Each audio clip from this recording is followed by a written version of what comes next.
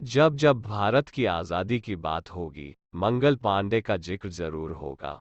29 मार्च 1857 को ही मंगल पांडे ने अंग्रेजों के खिलाफ विद्रोह कर दिया था। उनके विद्रोह की वजह से ही देश में आज़ादी की लड़ाई, जो बस एक चिंगारी थी, देखते ही देखते आग में बदल गई थी।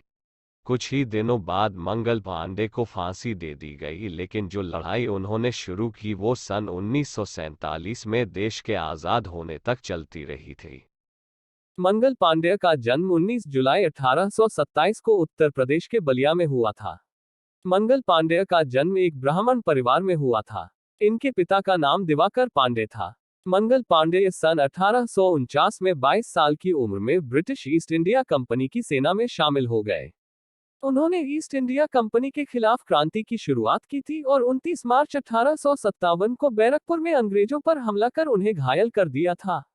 विद्रोह का प्रारंभ एक बंदूक की वजह से हुआ। सिपाहियों को एनफील्ड बंदूक दी गई, जो कि 0.577 कैलिबर की बंदूक थी तथा पुरानी और कई दशकों से उपयोग में लाई जा रही ब्राउन बेस के मुकाबले में शक्तिशाली और अचूक थी।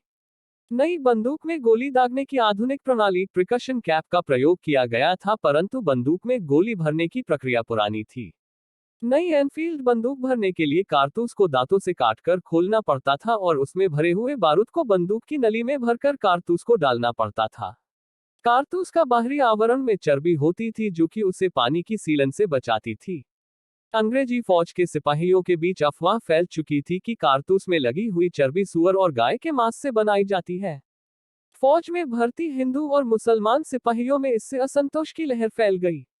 29 मार्च 1857 को बैरकपुर परेड मैदान कलकत्ता के निकट मंगल पांडेय, जो दुगवा रहीमपुर फैजाबाद के रहने वाले थे, रेजिमेंट के अफसर लेफ्टिनेंट बाग पर हमला करके उसे घायल कर दिया।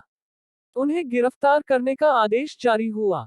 सिवाय एक सिपाही शेख पलटू को छोड़कर सारी रेजिमेंट ने मंगल पांडेय को गिरफ्तार करने से मना कर दिया। मंगल पांडेय ने अपने साथियों को खुलेआम विद्रोह करने के लिए कहा, पर किसी के ना मानने पर उन्होंने अपनी बंदूक से अपनी प्राण लेने का प्रयास किया, परंतु वे इस प्रयास में केवल घायल हुए। 6 अप्रैल 1857 को मंगल पांडेय का कोर्ट मार्शल कर दिया गया और 8 अप्रैल को उन्हें फांसी दे दी गई। मंगल पांडे द्वारा लगाई गई विद्रोह की यह चिंगारी बुझी नहीं। एक महीने बाद ही 10 मई सन 1857 को मेरठ की छावनी में बगावत हो गई। यह विप्लव देखते ही देखते पूरे उत्तरी भारत में फैल गया, जिससे अंग्रेजों को स्पष्ट संदेश मिल गया कि अब भारत पर राज्य करना उतना आसान नहीं है जितना वे समझ रहे थे।